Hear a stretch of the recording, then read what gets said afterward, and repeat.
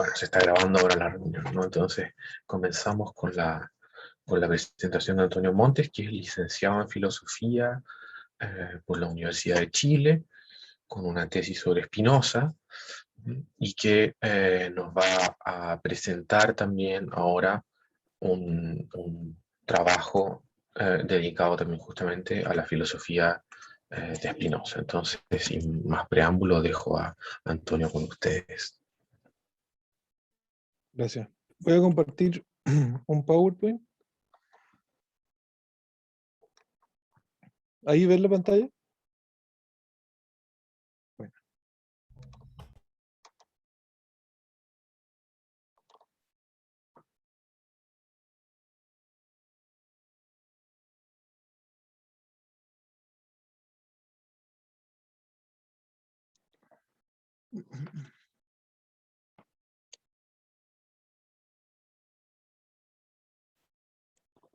Pucha, no puedo apretar el...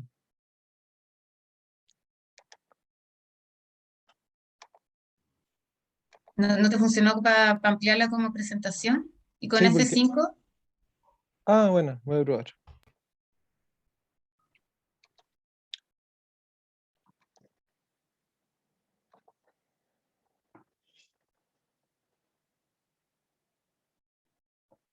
No pude. Bueno, Qué quizá... raro porque está como bloqueada. ¿No te deja poner el monito de presentación? Es que está la opción de zoom arriba, entonces no me permite. ¿Y con F5 tampoco? Si aprietas encima del PowerPoint y aprietas F5. Ahí sí. Ahí Sí, sí. tampoco me resultó F5, pero ahí está. Bueno. Voy a hablar brevemente en esta presentación de la situación inicial en la que se encuentra el conocimiento, luego de su deriva metódica y finalmente de lo que se debe suponer para llegar a esto. Desde que pasamos a la existencia, otros cuerpos nos afectan, otras ideas nos hacen pensar. Vivimos expuestos, obligados a la alimentación, ideal o carnal, tocados por la seda o por la textura ambigua de una lija sobre la piel grasa de estudiantes de filosofía. Desde el comienzo estamos confundidos con todas las causas exteriores, implicados en efectos compartidos, en ideas que se explican tanto por nosotros como por otra cosa. Y finalmente somos muertos, se nos quita la existencia, también por el afuera, tampoco por nosotros, aunque sea un disparo propio el que termine con nuestra disposición. Es lo que pasa por ser una parte de la naturaleza. La esencia se define por el esfuerzo, por el lugar que una cosa se hace dentro de la cadena, por la disposición, por la potencia de ser afectado de tal o cual manera. Ser parte de la naturaleza es vivir en la pasión, vivir en un modo que no puede explicarse por nuestra esencia sola, que se explica más bien por estar a la suerte de estos pasos salvajes, tranquilo o exaltado, perturbado por los sueños o feliz, a causa del clima o por algún número del calendario. Intentar pensar en un modo finito, como hace en parte Spinoza, es algo difícil. En primer lugar, porque como dije, la esencia de esto se da siempre mezclada, conectada, afectada. Y en segundo lugar, porque pensar siendo un modo finito ocurre ya dentro de un pensamiento confuso, producto de esta exposición. Ocurre en aquello que el filósofo llama cupiditas. Toda nuestra vida cae dentro del deseo, dentro de cupiditas. Por eso la lista de definiciones de los afectos, ubicada al final de la parte 3 de la ética, se abre definiendo el deseo y se cierra hablando de él en la última frase de la definición general de los afectos. Como si todas las pasiones estuvieran envueltas en esta confusión de base, en este afecto primario, que capta la propia persistencia en todos los pasos hacia las distintas perfecciones. Esta es la doble dificultad que encuentra Spinoza cuando es afectado, por ejemplo, por la idea cartesiana del compuesto corporal. Descartes identifica un cuerpo con su cantidad de materia y lo define por el transporte simultáneo de las partes. Esto, si bien cumple con ser una definición genética, pues el cuerpo se genera efectivamente por este transporte, carga consigo un grave problema. Pone el principio de individuación en las partes mismas, en tanto que son transportadas conjuntamente, lo que priva al compuesto de una fórmula que singularice la relación que estas partes tienen, cuestión que tiene como consecuencia que el cuerpo sea captado solo como una disposición accidental, que hace que la individuación sea incierta para el caso de un individuo organizado, que no cesa de intercambiar partes con el ambiente, en la alimentación o en la respiración. No se puede quitar ni un poco de su cantidad sin que se juzgue al instante que el cuerpo es menor, que ya no está entero y que por tanto no es el mismo. Spinoza, como expone cuidadosamente François Zurabishvili, se sobrepone a esta insuficiencia al formular su propia definición de individuo corporal en la segunda parte de la ética, donde concibe a este como una relación, lo que le permite conocerlo independientemente de las partes que tiene actualmente, ya que esta relación no se reduce al transporte simultáneo, y por tanto, como dicta el lema 4 de la ética, que sigue la definición, permite pensar en un individuo que intercambia sus partes con el ambiente, pero que mantiene aún así la misma forma en su relación. Pero ¿por qué hablamos ya de definir? Como si las cosas dependieran de este punto. Como si se escapara de la doble dificultad de pensar un modo finito siendo un modo finito. Hablamos de definición porque, como se sabe, es el método que Spinoza construye para salir del hoyo, para sobreponerse a la confusión deseante, para escapar de lo vano y fútil de la vida común, avanzando una investigación de la naturaleza que le presta la utilidad suprema de reducir su tristeza a la mínima parte, por haber sintetizado mayormente las vidas alegres. Preguntémonos entonces, ¿en qué consiste esta promesa, esta operación de definir, por la que parece resolverse la dificultad? ¿En qué consiste? Consiste en darle un verdadero inicio a la investigación de la realidad. Pues a diferencia de los axiomas, que son ideas de relaciones entre cosas, nociones comunes, pero abstraídas de las cosas en que se producen, y que por eso no pueden determinar el entendimiento o contemplar una cosa singular más que otra, las definiciones son descripciones de esas cosas, concentran la atención sobre las cosas que ponen, las generan en el pensamiento. Y además de que el método nunca concluye algo concreto o una premisa abstracta, o alguna cosa abstracta de algo concreto. Por eso el filósofo distingue las definiciones de los axiomas, lo que no le impide en absoluto usarlos en conjunto, de un modo cuidadosamente separado. ¿Qué es este algo concreto que la definición pone y nos dispone a considerar? Es la esencia de esto o de aquello, la sola esencia, la esencia íntima, que para conocer debe ser afirmada. Pero afirmar una esencia, definir, es aún, como todos los modos de nuestro pensamiento, algo que se desea, que se maneja al acecho de terribles invasiones, y que por eso hace tan importante para Spinoza el no dejar de advertir sobre los riesgos de definir una cosa por algo que sea exterior a su esencia.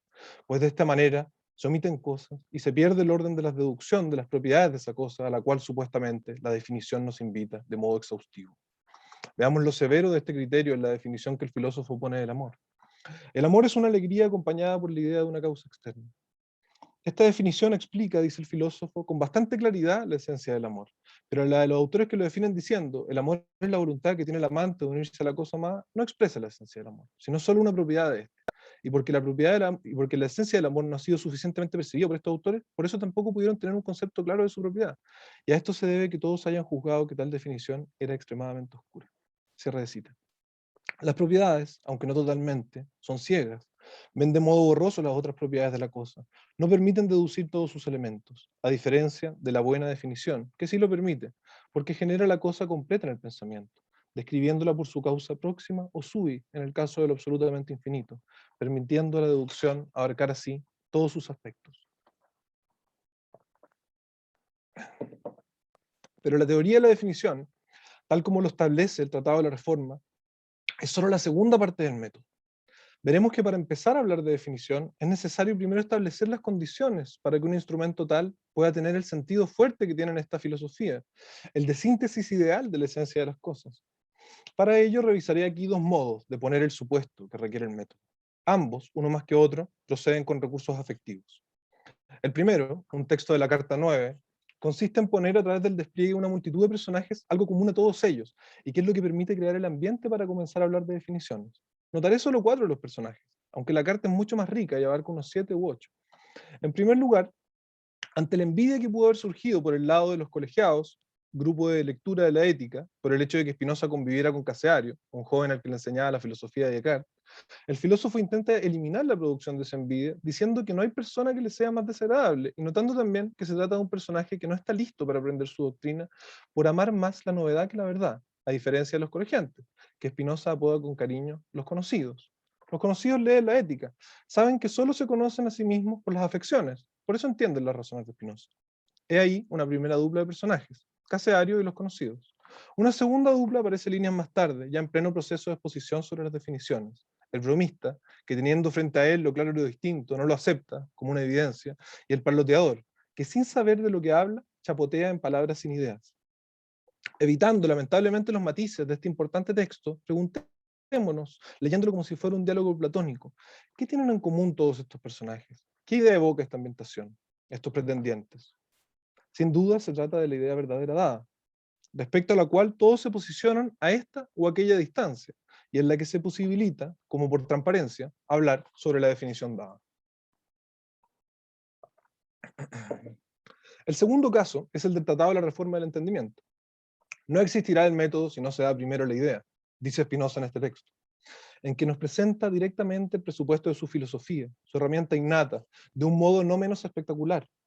A través de la imagen brutal, aislada gracias a un paréntesis, de la idea con I mayúscula, separada de la verdad, solo por una pequeña M metódica, que hace pensar ya con su insólita fuerza visual en que lo que cuenta para la investigación es la idea en sí misma, y no su correlato, representado por el pie de página al que la pequeña M refiere. Intentemos digerir un poco esta aparición, por la enumeración de una serie de evidencias que hacen plausible esta interpretación. La frase se presenta en un momento específico del tratado, donde luego de todo el lamento inicial, al que por cierto en un inicio se intenta buscar remedio, el texto comienza a culminar las vías que ha encontrado para salir. Es más, diría que en esta frase se rompe el tratado, y pasa de la disposición accidental a la que obliga el afuera, a una disposición interna del pensamiento que se explica por Spinoza. Textos de párrafos anteriores ya indicaban la insistencia sobre la palabra método y la letra M. Los editores de la traducción bilingüe detectan aquí una insuficiencia del estilo. No sé si es imposible evitar las poco elegantes iteraciones de Spinoza en este texto, dicen. Hablo del Tratado 30, donde se repite 5 veces la palabra método, métodus, y otras la palabra investigar a infinito. Pero preguntémonos, ¿qué tal si estas iteraciones estuvieran en función de la idea más elegante del texto? ¿Qué tal si estas 5 M's mayúsculas tuvieran un efecto en la percepción de la pequeña M? Creo que de hecho lo tienen. La vista lo delata. La vista que mira triste el axioma 6 de la parte 1 de la ética, que escribe sobre la verdad en sentido de correspondencia con el correlato, y que tiene la misma fórmula, idea vera, pero sin el goce metódico que las une. Para adentrarnos un poco más en el contenido y en lo que esto influye para lo que estamos viendo, que es básicamente saber cuál es el supuesto de las definiciones, el supuesto de lo que comienza en la filosofía de Spinoza, tenemos que atender al sentido de la frase. La idea M verdadera, evidentemente tenemos una idea verdadera, es algo distinto de su correlato, dice el Tratado 33. El ejemplo que sigue esta frase nos dice que la idea del círculo es distinta del círculo. Y en efecto, la idea del círculo no tiene periferia ni centro. ¿No es la pequeña M también distinta de su correlato? ¿No es acaso profundamente distinta de la M pequeña del pie de página, que apenas aporta la indicación de que se mostrará lo anterior y de que hemos procedido correctamente hasta ahora? Si la M estuviera aquí, solo por referirse a ese insaboro pie de página, no se explica por qué estaría puesta en la palabra idea, y no como resultaría natural luego de la unión idea-vera. Además, el correlato tiene un sentido metódico, honra el ánimo del método de determinar el procedimiento correcto, pero de una forma demasiado vacía, como para lo que se está poniendo en juego, tal como la concepción de la verdad como correspondencia de la idea con su correlato. ¿Qué sucede entonces si atendemos al sentido de la frase y consideramos la pequeña m como algo distinto de una mera referencia a un pie de página? ¿Qué sucede si la consideramos en su propio plano? Vemos, con impacto y sensación de extraña eternidad en el jeroglífico, que la pequeña m une a la idea con mayúscula y a la verdad. Las letras y palabras aquí hacen lo contrario de chapotear, inducen a la generación de un exceso de ideas. Hace falta aún más evidencia para mostrar que con esta imagen Spinoza es un dibujo del original de su doctrina. Hacen falta más detalles para que esta M afecte el espíritu y nos lleve a la consideración de las ideas en su plano propio. Hay un par de pruebas más, pero ya con lo puesto creo que sería absurdo resistirse a esta interpretación.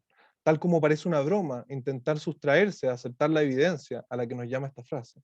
¿Quién en efecto cuestionaría la evidencia de que tenemos una idea verdadera que es distinta de su correlato?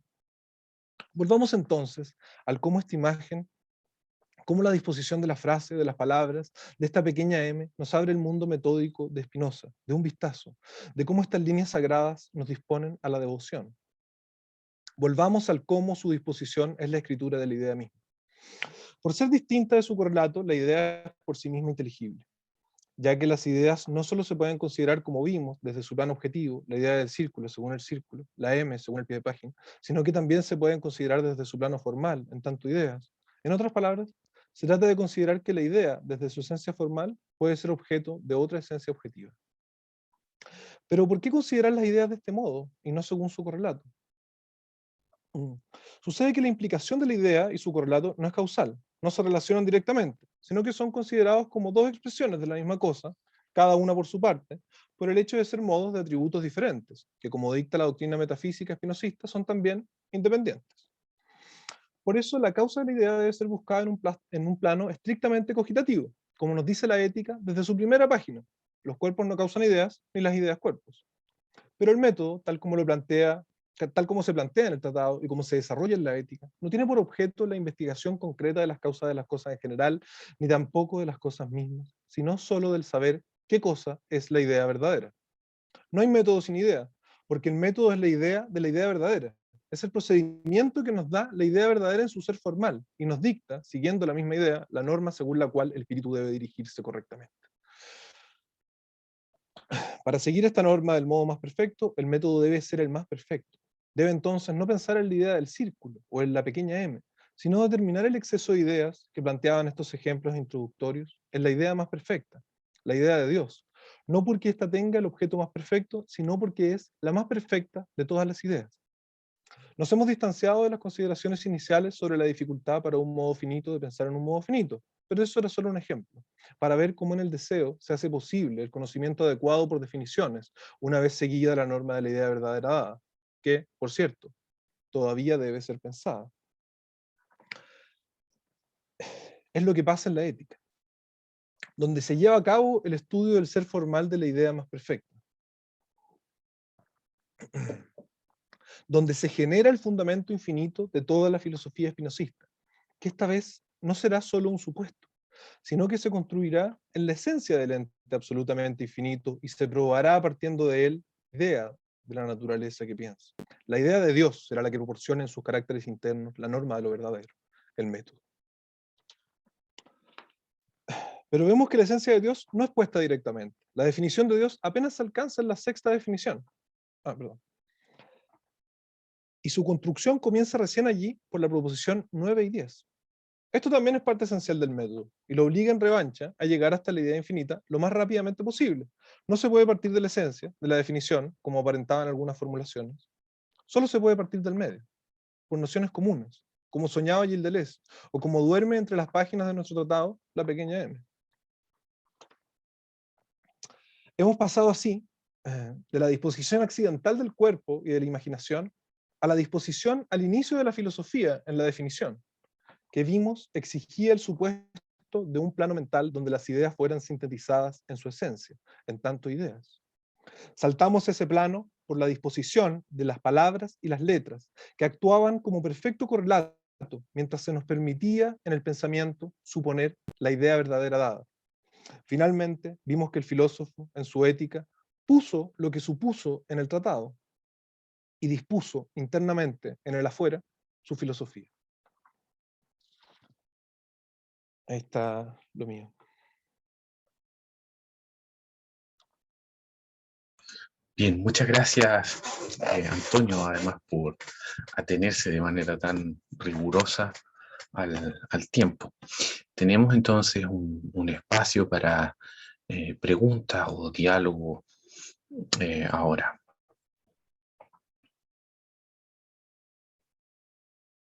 Esteban, usted se está anunciando, diga. Sí, gracias, Antonio, por tu presentación. Me gustó mucho y de hecho se conecta bastante con lo que yo quiero decir, así que te voy a citar después, en su momento. Y me interesó bastante todo el énfasis que tú le pusiste a esta M minúscula que aparecía entre idea y idea vera.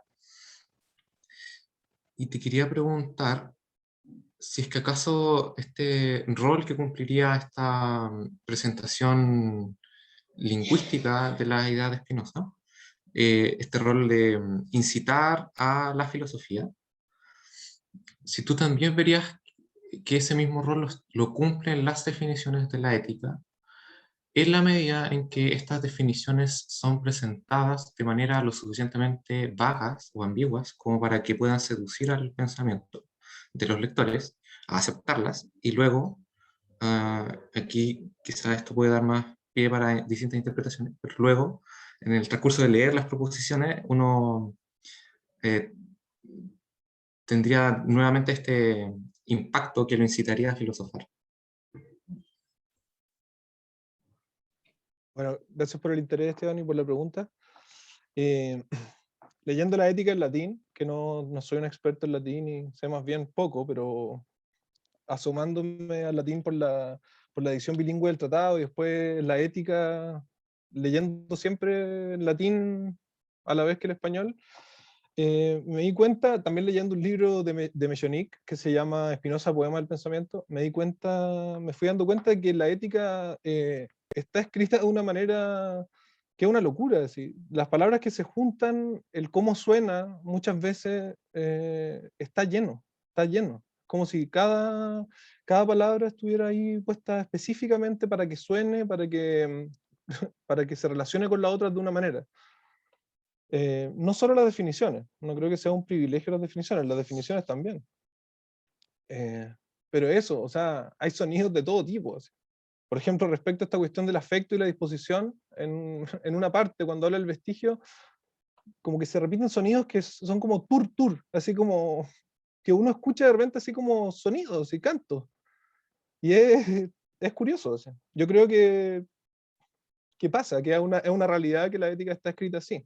Está sobredeterminada en el sonido y en el orden de las palabras.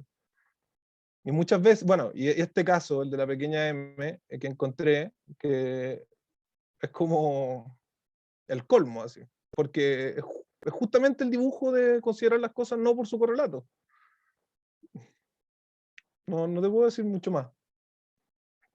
Pero también, bueno, hay una cosa ahí de que hay una frase del Tratado Teológico Político donde él dice, claro, hay disposiciones de palabras que nos mueven a la devoción. Y creo que es el caso. O sea, nos mueve a pensar el plano infinito del pensamiento, esa M pequeña. O esa fue la apuesta. Gracias.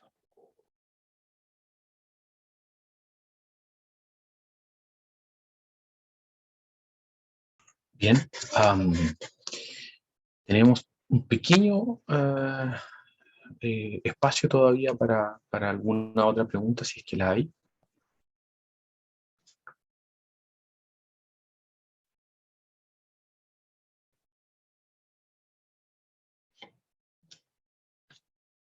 Esteban, dígame. Sí, es que aprovechando que no hay más preguntas, quería replicar solo un poquito. Es que mi comentario surge, por un lado, por la interpretación de las definiciones de Aaron Garrett, que en ese caso, si no las has revisado, te recomiendo revisarlo, y eso puede servir para tus intereses. Y también porque yo he pensado lo mismo a partir de lo que Spinoza dice en la explicación de la definición del afecto número 20, en la definición de los afectos, en el que dice lo siguiente: mi objetivo no es explicar el significado de las palabras, sino la naturaleza de las cosas y designarlas con aquellos vocablos cuyo significado usual no se aleja totalmente de aquel con el que yo los quiero emplear. Con lo cual, nos indica que sus definiciones, por un lado, recogen el significado usual, pero por otro lado también intenta apartarse de él. Eso como para que lo tengas en cuenta, que te sirve. Bueno, me sirve. No había entendido esa definición 20.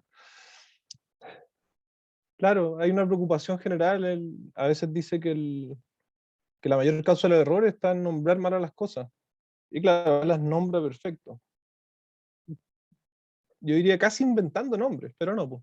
Tal como dijiste, jugar con la imaginación que ya está dada en su época. Es jugar con la imaginación también, en gran parte. Bueno, yo también me di cuenta, buscando la palabra disposición en la obra completa, de que él distinguía distintos niveles de la disposición, pues. Tanto la disposición corporal del cerebro como la disposición de la imaginación, y en último término, la disposición interna que puede lograr alguien poniendo por su propio orden las ideas que piensa. Y como que me parece que ahí está lo que más me gusta, en verdad. Bueno, le agradecemos entonces a Antonio por la presentación. Perdón por lo abrupto del corte, pero estoy tratando de ser lo más preciso en el tiempo para ser justo también con los demás. Bueno, como decía anteriormente, le agradecemos a Antonio entonces por la presentación y damos paso ahora a la presentación de Esteban Sepúlveda, que es licenciado en Filosofía por la Universidad de Chile y estudiante de maestría en Filosofía también en la Universidad de Chile, y es becario de ANID. para sus estudios de magíster, y de la Fundación Volcán Calbuco también. Él nos va a hablar ahora sobre el título de la presentación, ¿no? Es sobre la, comillas, definición, cierre de comillas, de la verdad en Spinoza. Adelante, Esteban. Muchas gracias por la introducción. Voy a compartirles una selección de pasajes para que puedan verlos con un poco más de detalle. Pero yo voy a estar hablando principalmente, así que me voy a ir refiriendo a su momento a los pasajes que me gustaría que fueran revisando.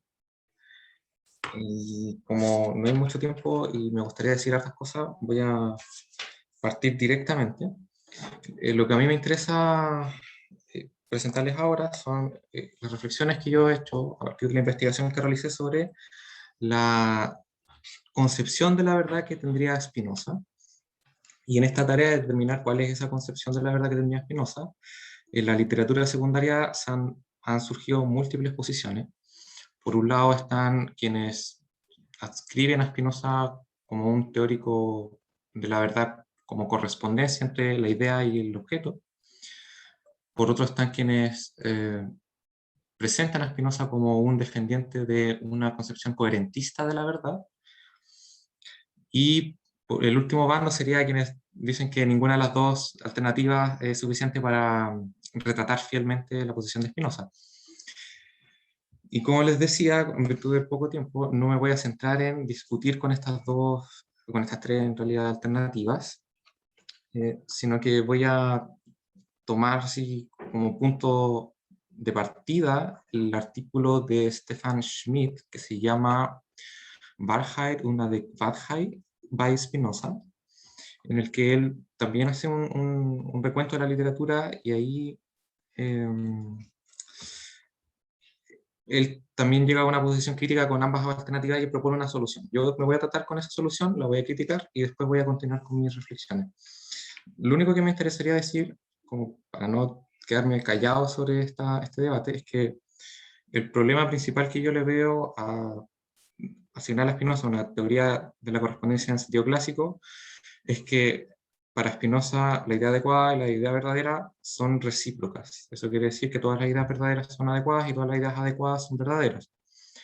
Y Spinoza le asigna un montón de propiedades a la idea adecuada que es difícil ver cómo eso se rescata en una teoría clásica de la verdad como correspondencia. Por otro lado, respecto a la teoría coherentista de la verdad, el problema principal ahí es que Spinoza, cada vez que intenta distinguir la idea verdadera de la idea adecuada, distingue la idea verdadera marcando esta con la correspondencia con el objeto, con el ideatum en realidad. Y eso es un problema para esa teoría. Ya, entonces, dicho eso, paso por la interpretación de Schmidt. Lo que él propone es distinguir entre una definición y un criterio. Por definición se entiende lo que nos dice qué es algo, y por criterio se entiende lo que nos permite reconocer que algo cae bajo una cierta definición. En ese sentido, Schmidt propone que la definición de la verdad sería la correspondencia, pero el criterio de la verdad sería la idea adecuada. Y eso yo me quiero oponer,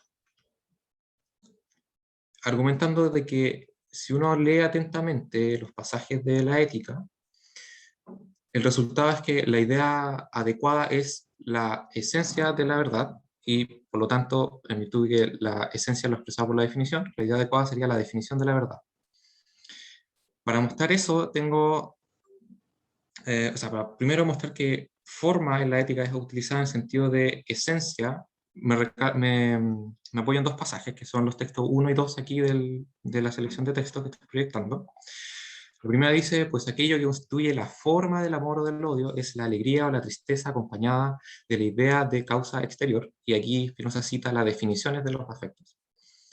Y el segundo texto es que Spinoza dice, a la esencia del hombre no le pertenece el ser de la sustancia, o sea, la sustancia no constituye la forma del hombre. ¿Ya? Eso para mí es la evidencia de que forma significa esencia en la ética.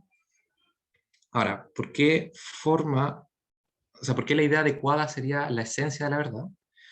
Esto yo lo extraigo a partir de las menciones que Spinoza hace de que la idea adecuada es la forma de la idea verdadera. Y aquí es donde voy a citar a Antonio, porque justamente una de las vías que tengo para mostrar eso es el Tratado de la Reforma del Entendimiento. Aquí cito el texto 3. Porque la forma del pensamiento verdadero debe ser situada en este mismo pensamiento sin relación con otras cosas, ni reconoce al objeto en cuanto causa, sino que debe depender del poder mismo y de la naturaleza del entendimiento. Lo que me interesa destacar de esa cita es que, tal como decía Antonio, en el Tratado de la Reforma del Entendimiento la correspondencia no es relevante al momento de determinar en qué consiste la idea verdadera. De hecho, los mismos ejemplos que da Spinoza en el párrafo 69 son muestra de ello.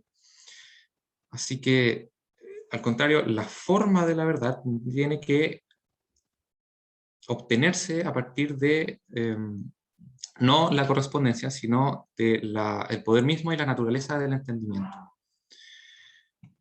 ¿Ya? Ahora, otro pasaje que también influye en esta idea es el texto 4, en el que Spinoza dice lo siguiente. El método es comprender qué cosa es la idea verdadera, distinguiéndola de las restantes percepciones e investigando su naturaleza, a fin de conocer a partir de ahí nuestro poder de comprensión y así restringir el espíritu para comprender, según aquella norma, todas las cosas que debemos comprender. Y si uno sigue leyendo el Tratado de la Reforma del Entendimiento, el resultado es que la idea adecuada es la forma de la verdad. De ahí que, si me quedo con el Tratado de la Reforma del Entendimiento, la idea adecuada es la forma de la verdad y por lo tanto la idea adecuada es la que presentaría la definición de la verdad.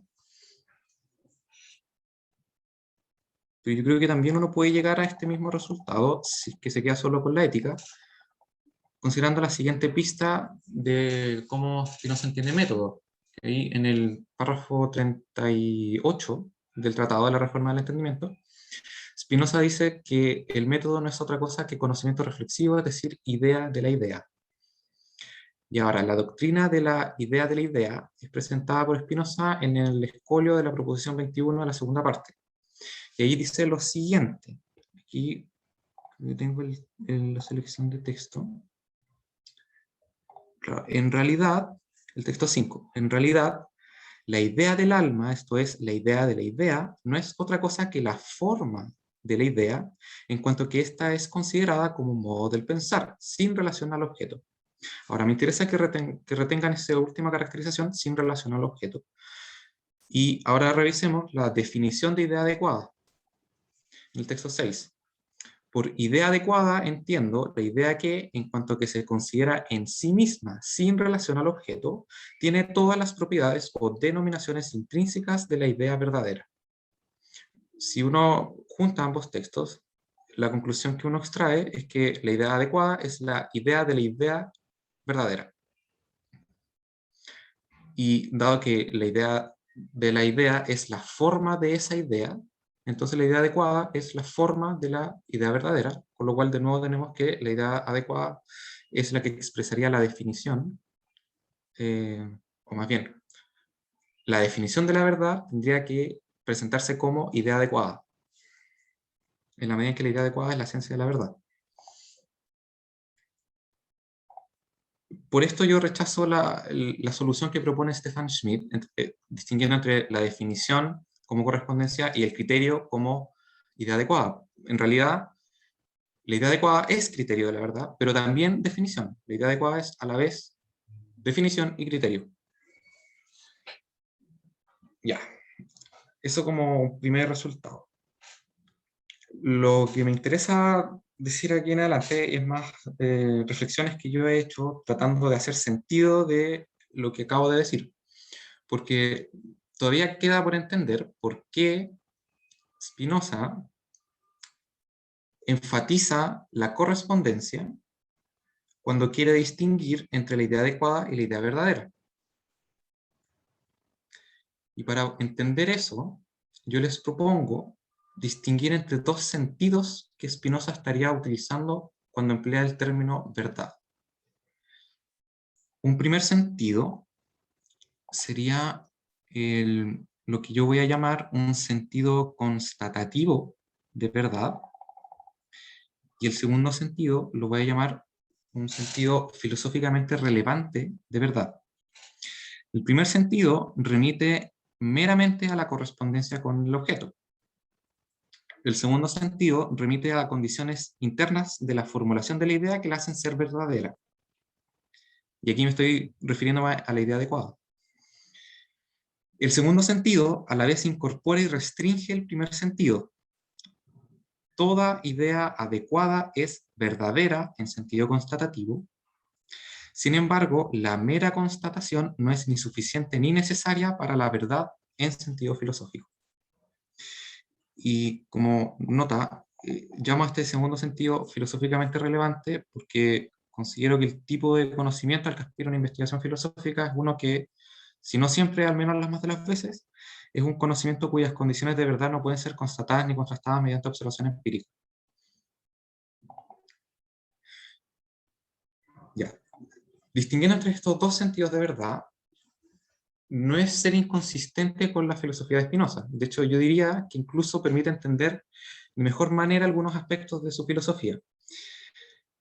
Y todavía más, yo creo que estos dos sentidos están operativos en los mismos textos de Spinoza, explícitamente en el Tratado de la Reforma del Entendimiento, en los ejemplos que él pone de idea verdadera. Por ejemplo, que mi idea de Pedro es falsa aun cuando Pedro exista, y el sentido de que mi idea de una obra es verdadera aun cuando no exista tal obra, solo puede ser empleado ahí verdadero en este sentido filosófico que yo les proponía, y no en sentido constatativo. Y implícitamente, esta distinción de dos sentidos está operativa también en la ética, cuando Spinoza plantea que la idea adecuada y la idea verdadera son recíprocas, y eso lo hace en la conjunción de la proposición 34 y 35 de la segunda parte.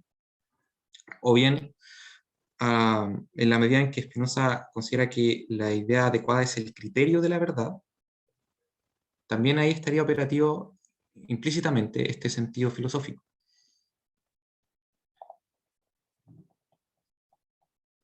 ¿Ya?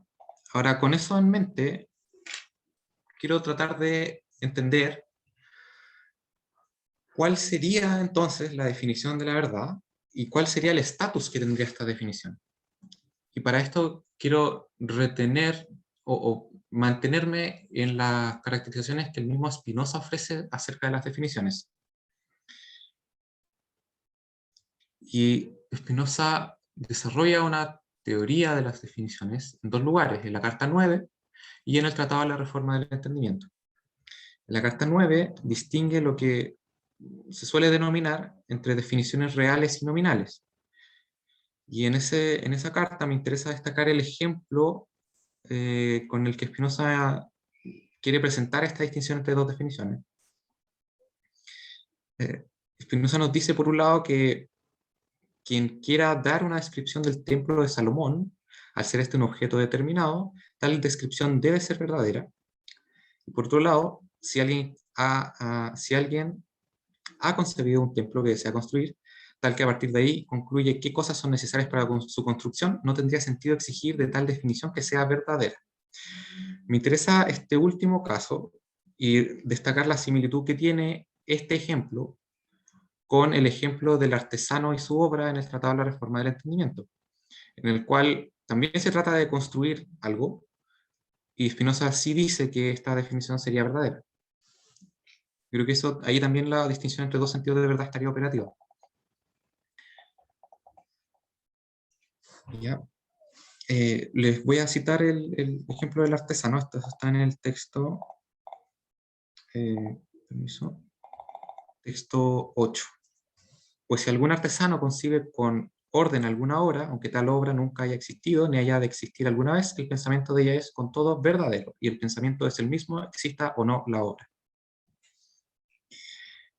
Y respecto a la teoría de las definiciones genéticas, lo que me interesa destacar ahí es que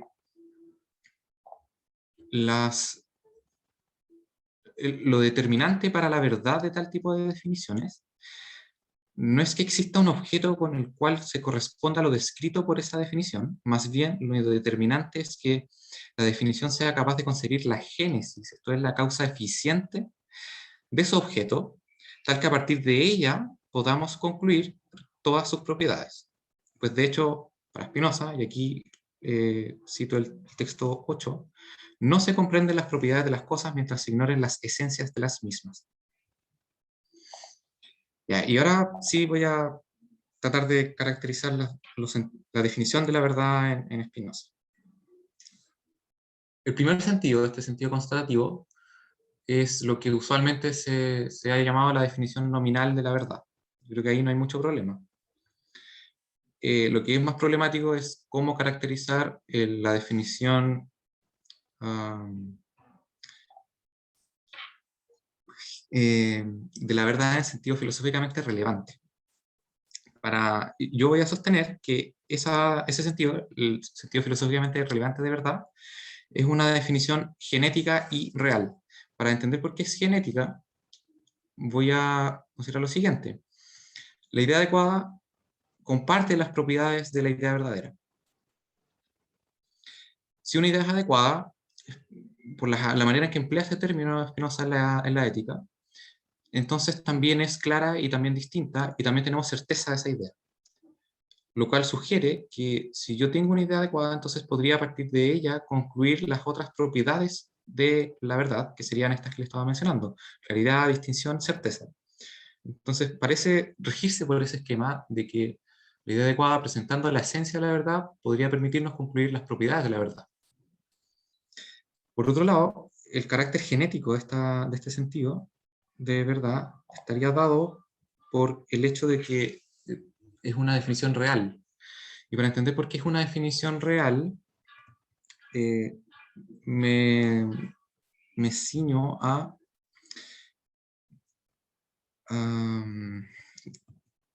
voy a dar dos razones. La primera es que, más bien, por el tiempo me voy a detener solo en una razón, como en la razón global. Spinoza equipara la idea verdadera con la capacidad que tiene nuestro entendimiento de tener pensamientos verdaderos. De hecho, en los pasajes que cité del Tratado de la Reforma del Entendimiento, Spinoza declara que la forma de la verdad tiene que obtenerse a partir del entendimiento del poder y la naturaleza de nuestro entendimiento.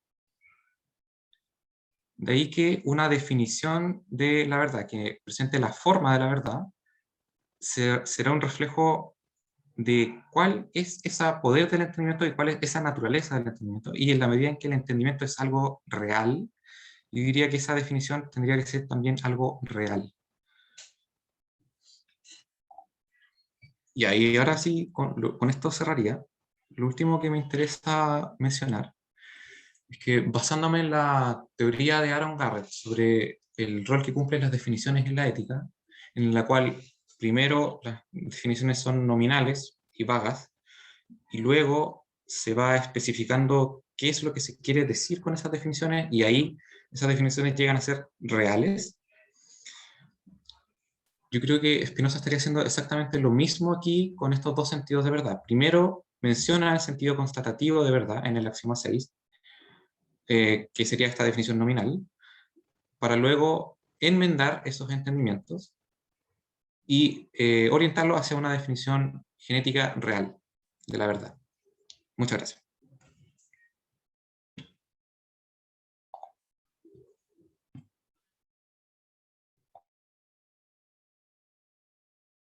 Bueno, agradecemos a Esteban y tenemos ahora un espacio para preguntas.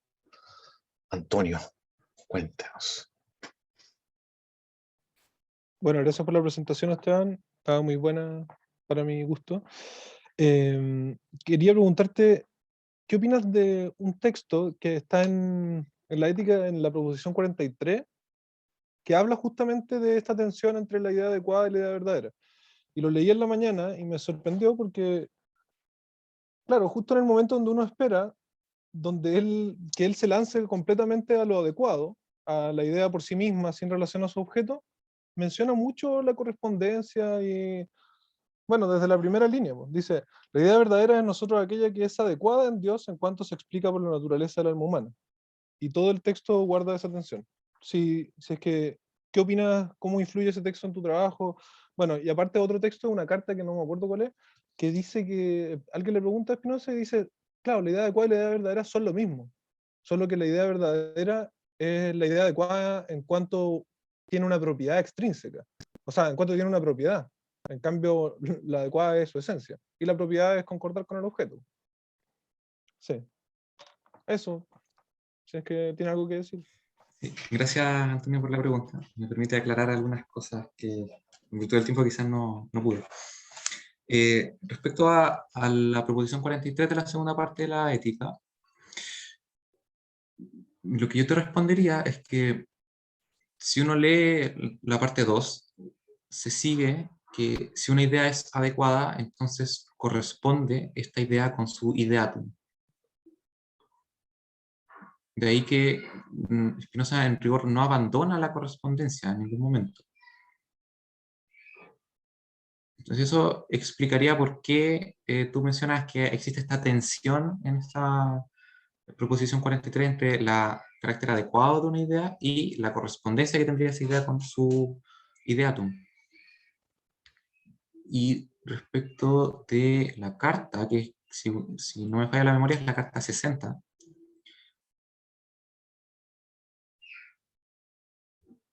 yo también contrastaría ese pasaje con la definición de idea adecuada y la explicación, en la cual también Spinoza menciona que la verdad se distingue de la idea, o sea, la idea verdadera se distingue de la idea adecuada justamente por remitir a esta denominación extrínseca que es la correspondencia con el objeto.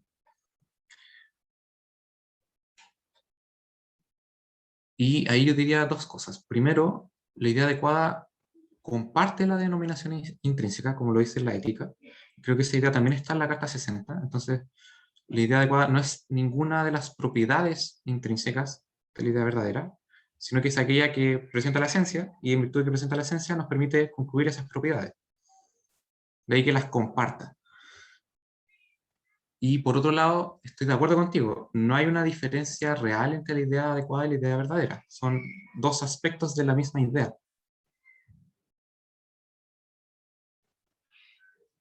Y si tú quieres, hay una identidad base entre ambas. Solo que estoy considerando dos aspectos del mismo ítem, el mismo modo del pensamiento. Por un lado, enfatizo el aspecto de su referencia, y ahí Spinoza emplea el término verdad.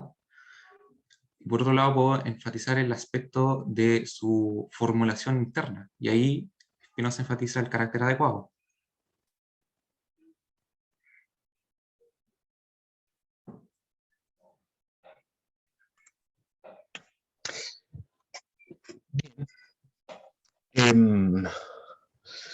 Como estamos un poco justos de tiempo, les propondré ahora entonces pasar a la siguiente presentación, que es la de Ignacio de la Carrera.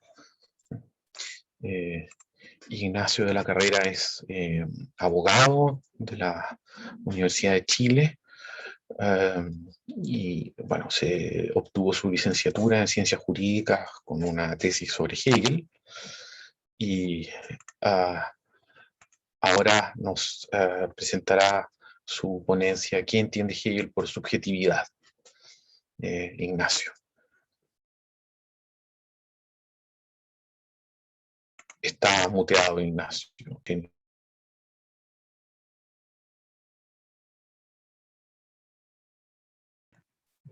Ahí sí, ahí, ¿me escuchan?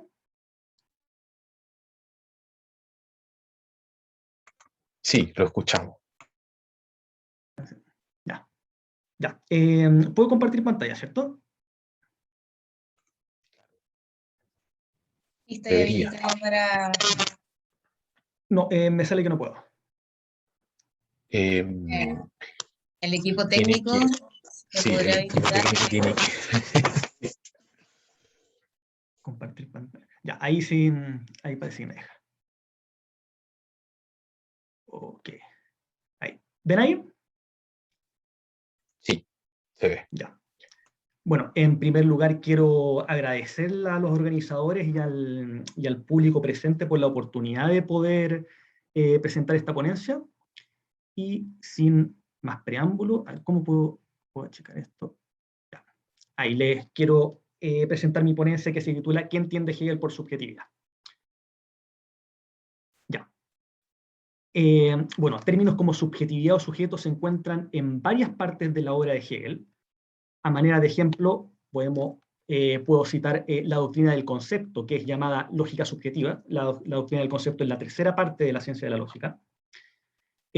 También dentro de la misma doctrina del concepto, la subdivisión que da tiene como primer momento o como primera parte lo que Hegel llama el concepto subjetivo en la lógica de la enciclopedia, o subjetividad en la ciencia de la lógica, seguido por objeto u objetividad en la enciclopedia y en la ciencia de la lógica respectivamente, y finalmente como tercer parte idea. Y además hay frases tales como esta famosa frase de la fenomenología del espíritu, de que lo verdadero se debe aprender no solo como sustancia, sino también y en la misma medida como sujeto. Un aspecto que me parece importante de esto es que subjetividad o sus términos emparentados como sujetos, subjetivos, no solamente se encuentran dispersos en el conjunto de la obra de Hegel, sino que además designa a partes enteras del sistema. Por lo cual parece ser que es una categoría bastante importante, bastante fundamental cuando se considera el sistema en su conjunto, pero no parece ser que en ninguna parte Hegel haga alguna definición explícita o clara acerca de qué sería subjetividad. Aunque claro, pedirle claridad al maestro tal vez sea ingenuo de mi parte. Dicho eso, y sin perjuicio de eso, cuando uno ve el conjunto del sistema y la aparición de la subjetividad y términos relacionados en ese conjunto del sistema, una cosa que por lo menos queda clara es que subjetividad es una categoría de la lógica. Y esto es bastante importante porque implica que es una categoría que es previa a la filosofía de la naturaleza y a la filosofía del espíritu que la presuponen. Con lo que se trataría de una categoría que, como es lógica, es lógicamente anterior a los sujetos empíricos en que se encarna, por decirlo de alguna manera. Tanto la subjetividad finita de los individuos animales, por ejemplo, como la autoconciencia humana y la subjetividad del espíritu en general, son como encarnaciones de esta categoría lógica. Eso significa que subjetividad sería una categoría que está, por decirlo de alguna manera, tan incrustada en la estructura lógica de la realidad como lo podrían estar categorías como ser o sustancia o causalidad o efecto recíproco. Entonces, ese creo que es un primer punto que es importante destacar. Bien. Para dar un panorama general del sistema tal como aparece en la enciclopedia, bueno, pueden ver, si pueden ver el mouse, ahí que la primera parte de la filosofía del espíritu es justamente, está designada como el espíritu subjetivo, mientras que la doctrina del concepto es la lógica subjetiva, por contraste con la lógica objetiva, que incluye la doctrina del ser y la doctrina de la esencia. Para esta ponencia, a mí lo que me interesa particularmente es el paso de la lógica objetiva a la lógica subjetiva, es decir, la transición de la doctrina de la esencia a la doctrina del concepto y específicamente cómo se encuentra en la enciclopedia. Ese va a ser el punto de partida para la ponencia. Bueno, lo primero que pienso que hay que considerar en esta transición es que me parece claro que hay una especie, que como trasfondo hay una polémica con el espinosismo. Una polémica con el espinosismo y con la filosofía de tipo espinosista, a la manera seguramente, muy probablemente la de Schelling, es decir, el espinosismo tal como es recibido por el idealismo alemán. Y que en el fondo el paso de la lógica objetiva a la lógica subjetiva sería una especie de intento de superación del espinosismo, o de la sustancia al sujeto, uno podría decir, pero específicamente porque se trata del paso de la necesidad a la libertad, cosa que sí es bastante explícita en esta transición. Además, la estructura de esta transición de alguna manera se reproduce posteriormente en otras partes del sistema, particularmente en el paso de la filosofía de la naturaleza a la filosofía del espíritu. Es decir, si esta interpretación es correcta, la visión que tendría Hegel de la naturaleza sería de tipo espinosista, y esa naturaleza de tipo espinosista es la que sería superada en el espíritu como retorno de la naturaleza, de la naturaleza al sujeto. Y que eso sería un poco una de las cosas que está considerada en esta frase famosa de que no solo como sustancia, sino que también como sujeto. Ya. Como punto de partida textual, los quiero deleitar con un poco de Hegelés. Esto es el párrafo final de la nota al último parágrafo de la doctrina de la esencia en la enciclopedia. O sea, es justamente la transición desde la lógica subjetiva de la lógica objetiva a la lógica subjetiva. Entonces, leo. El paso desde la necesidad a la libertad, o desde lo real efectivo al concepto, es el más duro, porque la realidad efectiva autosuficiente ha de ser pensada teniendo su sustancialidad únicamente en el paso a la otra realidad efectiva autosuficiente y en la identidad con ella. Por eso también el concepto es lo más duro, porque él mismo es igualmente esta identidad.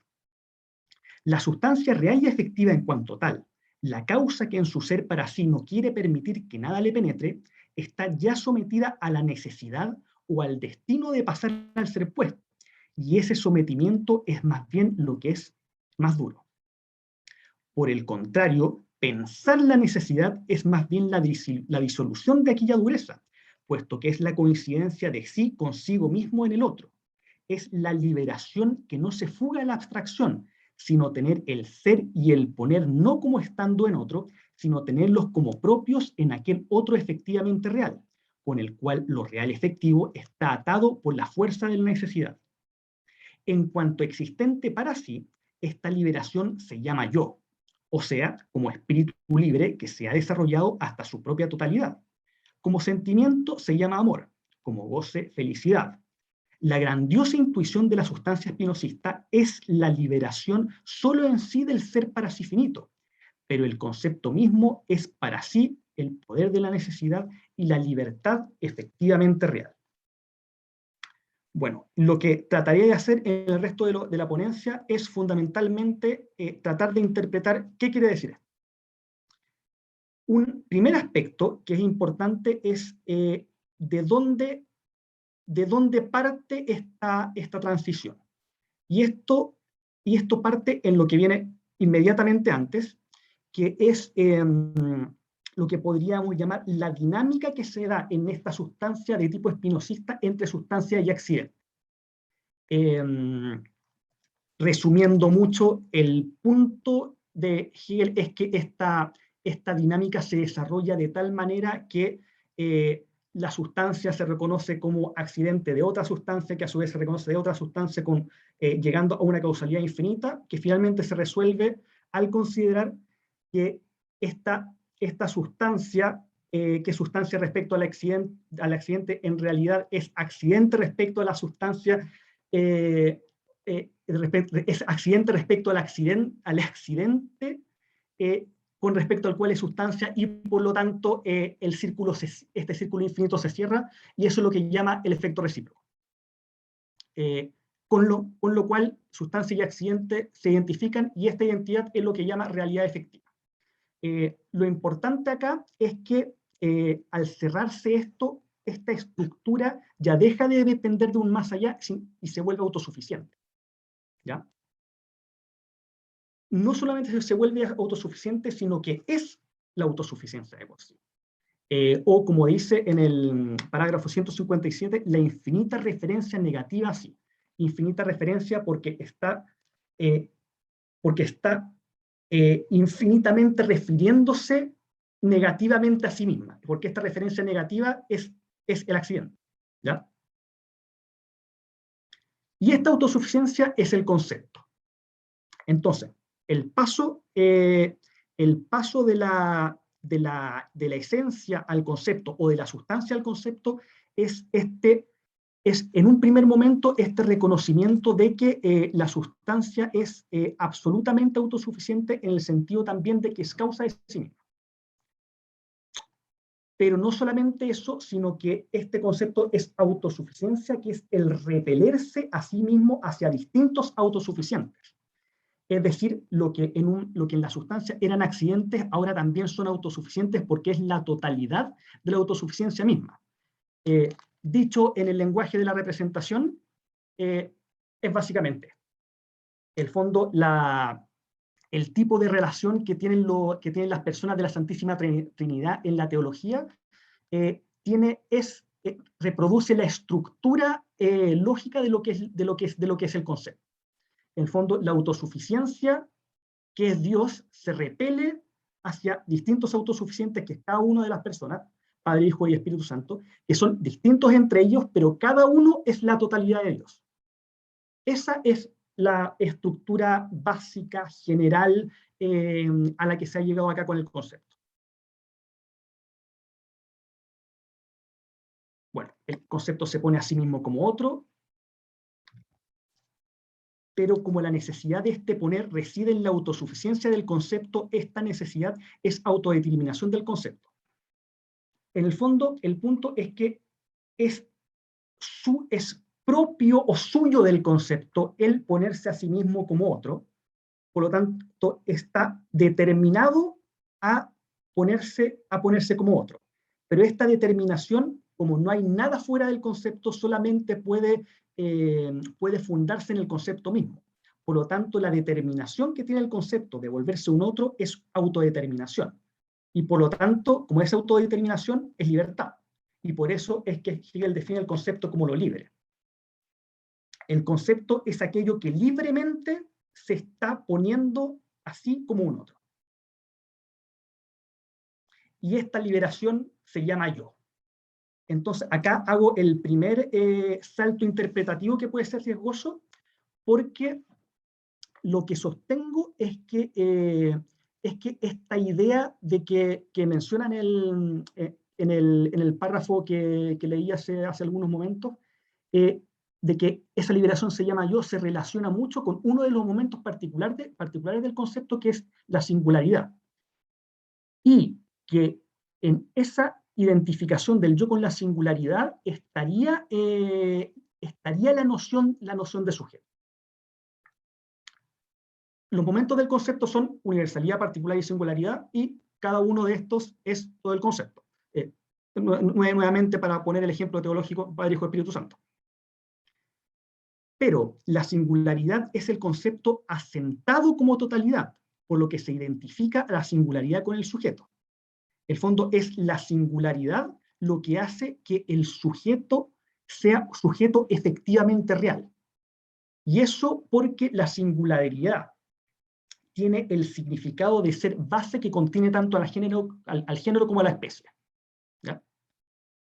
Ejemplo, Spinoza es un filósofo racionalista.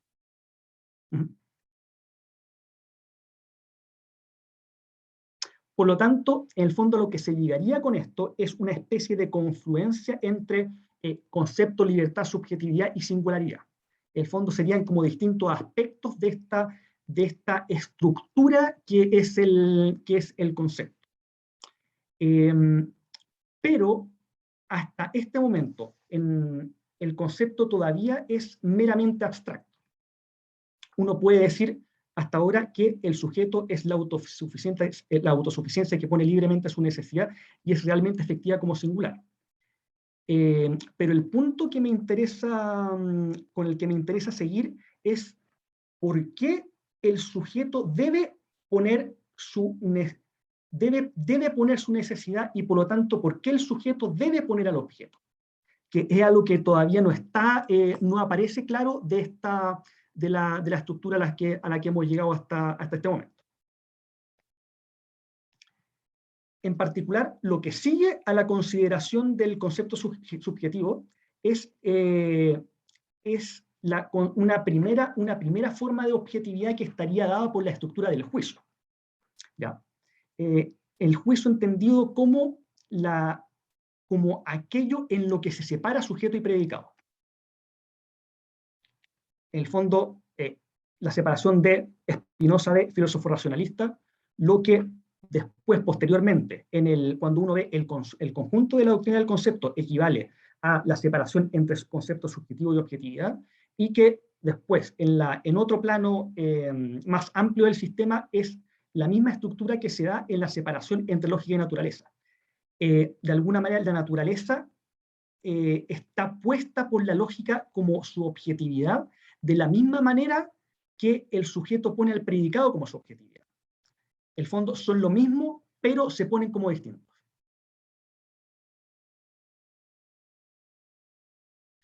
Y esta división, este quiebre entre sujeto y predicado, al final, cuando uno ve el conjunto de lo que uno podría llamar el método de Hegel, se reconcilia en la forma lógica del silogismo, en la que los distintos momentos que conforman al sujeto y al predicado se reidentifican nuevamente como...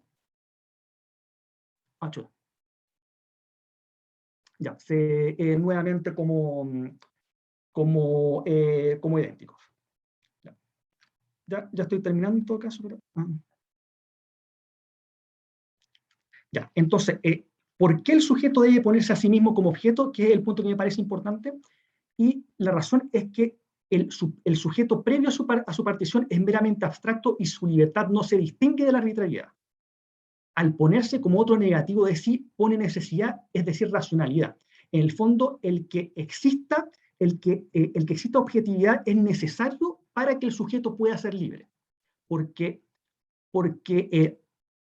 solamente al poner esta necesidad y esta objetividad es con lo que libertad se puede identificar con la racionalidad y no ser meramente arbitrariedad. Es decir, Spinoza es Spinoza por ser filósofo racional. Es solo con respecto al otro objetivo que el sujeto puede conocerse a sí mismo. Yo solo me conozco como yo al contrastarme con otro que es yo mismo, por lo tanto, autorreferencia. O, para darme cuenta de mí mismo, debo salir de mí, poner una brecha en mí mismo que separe mi yo de mi yo objeto.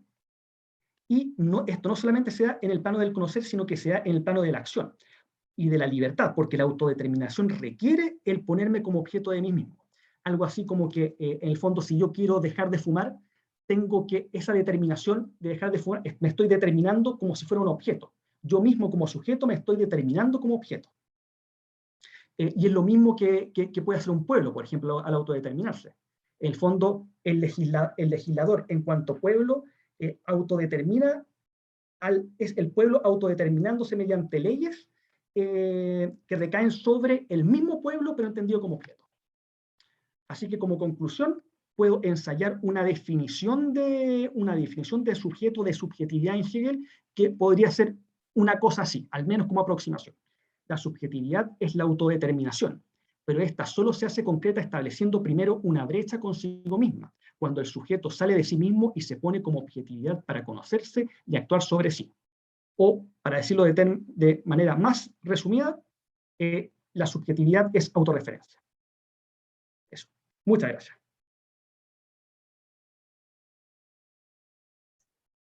Bueno, agradecemos a Ignacio por su presentación y tenemos ahora espacio para preguntas.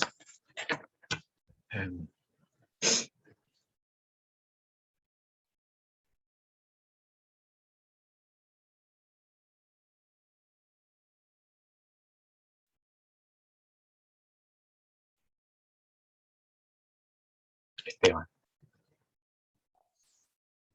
Hola Ignacio, agradezco tu presentación, está bastante instructiva.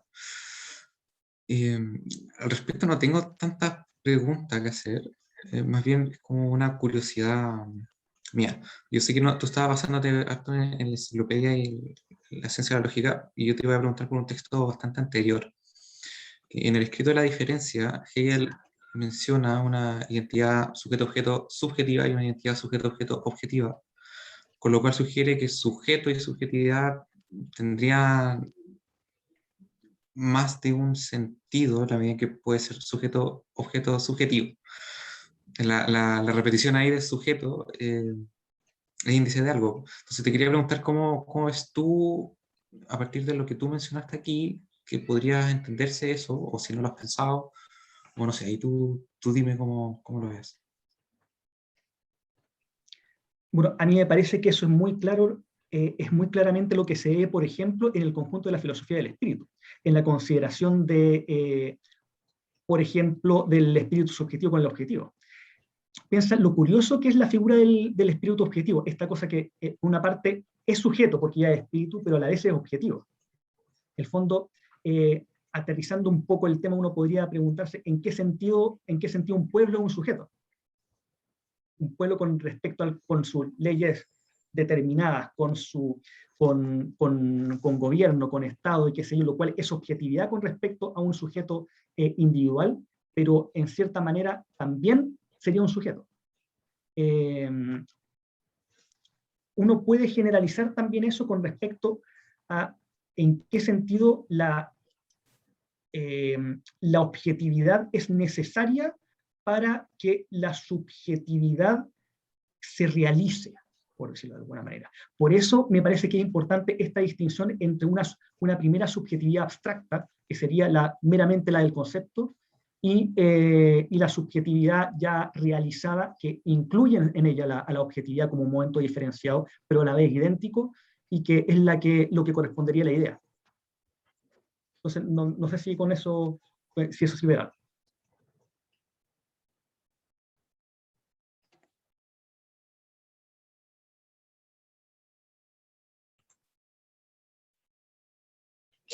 Tenemos todavía un par de minutos por si hay alguna pregunta a Ignacio.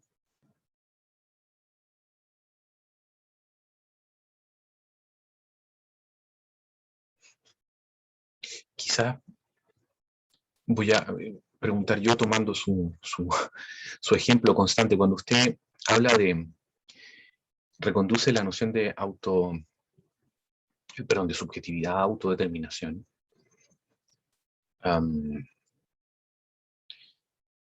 Suele poner ejemplos, suele poner como ejemplo esta entidad misteriosa llamada pueblo, ¿no? ¿Por qué? ¿Por qué usa usted ese ejemplo? Quisiera una pregunta. ¿Por qué y sobre todo en qué medida ese ejemplo ilustraría la significación de la expresión autodeterminación? Que en realidad, si uno lo toma de modo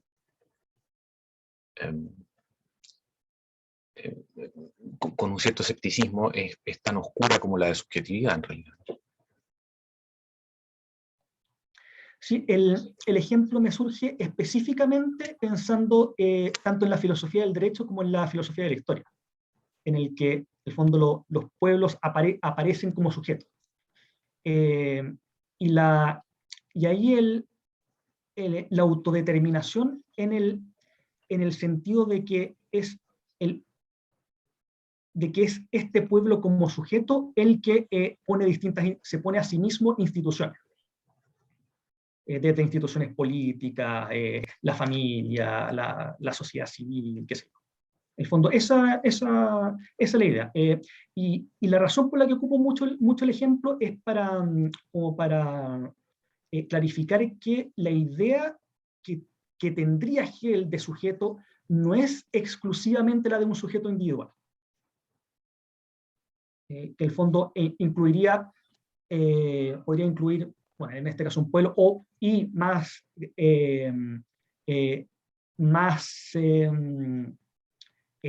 incluso podría incluir a Dios. En el fondo, la idea que tiene Hegel de Dios como una especie de sujeto que se exterioriza a sí mismo. en el fondo es la misma estructura la que se reproduce en cada uno de estos planos.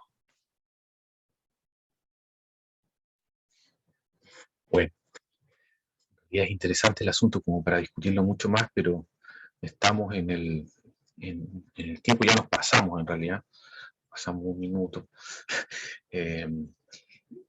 Bueno, y mi función, bueno, nuestra función aquí con Nicole es tratar de mantener dentro de lo posible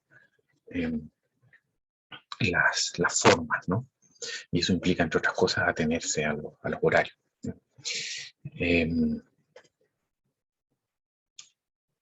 No es muy grato.